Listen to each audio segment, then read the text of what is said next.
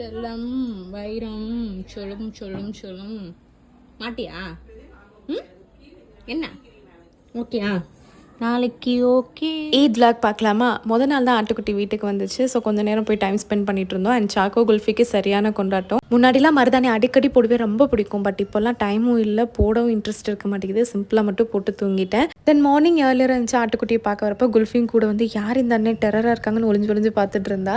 தென் ஆட்டுக்குட்டி நல்லா குளிக்க வச்சுட்டு நாங்களும் கீழே வந்து ரெடி ஆகிட்டு தொழுகையை நிறைவேற்றிட்டோம். அண்ட் தொழுகும் போது இந்த குவாட் செட் தான் போட்டிருந்தேன். ஸோ மார்னிங் பிரேக்ஃபாஸ்ட்டுக்கு எப்பயும் போல் ஸ்வீட் சேமியா, இட்லி, சட்னி ரொம்ப சிம்பிளாக முடிச்சாச்சு.